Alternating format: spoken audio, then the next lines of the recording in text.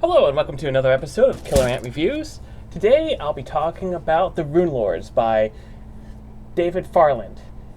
Basically, this is a series of books. I only read the first one so far. I got two more that I need to read. First of all, the cover's actually pretty good. Definitely love like the kind of the ghosts and the two main characters. This scene definitely happens. It actually doesn't happen for a while. I'm not going to tell you when, because it could be some spoiler. But yeah, the cover's pretty good. I love the background on the back.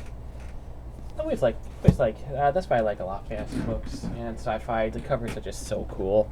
They're like a piece of art. The book itself is actually fairly long. As you can see, it's over 600 pages long. Well, just about 600 pages. And overall, it was a good book. I actually bought it on eBay it was a set of 3. I did not know what to expect. And it's a good thing I did buy it, because I thoroughly enjoyed this book. The whole world is basically, everyone can like give up like certain stats to other people if needed. For example, you can actually give like your intelligence to someone. You can give stamina, strength, even charm, or beauty. And the whole plot is there's this guy who basically he's like an evil warlord who his goal is to basically conquer the kingdoms. And this guy has like so many runes on him that he's basically almost unstoppable. He actually took down the kingdom without really killing anyone. He used one of his because he has so many dozens upon dozens of runes on him.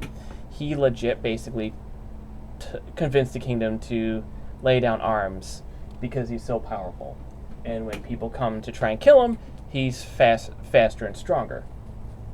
So a lot of this book is basically like a few characters are trying to figure out how to stop this guy, and they come up with a lot of interesting strategies. But the main two characters is a prince who basically witnesses a lot of it and is on the run from this guy too, because he managed to kill a few of his higher ups.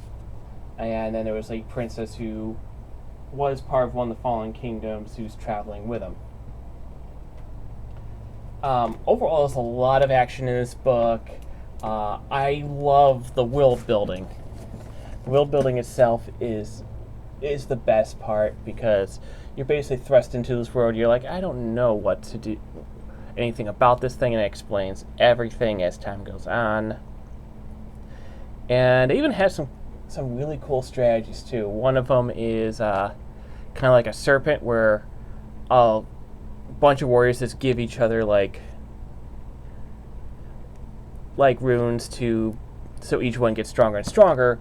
So if the head of it dies, like the most powerful guy dies, the next guy actually gets everything and becomes stronger. Because I believe what they call is dedicates, basically people who give up their runes, and they're either like dumber, weaker, not as beautiful. Basically, it's sacrificed to others. But if the dedicate dies, the guy loses the rune from that person. Or if that person dies, the dedicate gets their stuff back. Which is definitely interesting with all the strategies. There's actually quite a lot of chapters too, and some range from pretty long to some are pretty short. And there's also a lot of characters too, not as much as Game of Thrones. And some characters are literally introduced and killed off within like 10 pages. They actually did have it with one guy who was basically sent to fight. And I thought, like, for 10 pages, it was pretty decent. What don't I like about this book? Around like the 2/3 mark, it kind of drags on a little bit, especially with the two main characters. Like, a lot is going on. Like, you have all this action and war, and then you have these two characters just trudging through. That's one of my few complaints about it. And it looks like, and I also think that the romance was a little bit thrown in too, but not like huge complaints. What would I give this book out of 10? I would give it a solid 8.5. I actually can't wait to read the next one. Right now I'm reading 3 other books. 2 are actually pretty long, one I'm almost done with, so we'll see.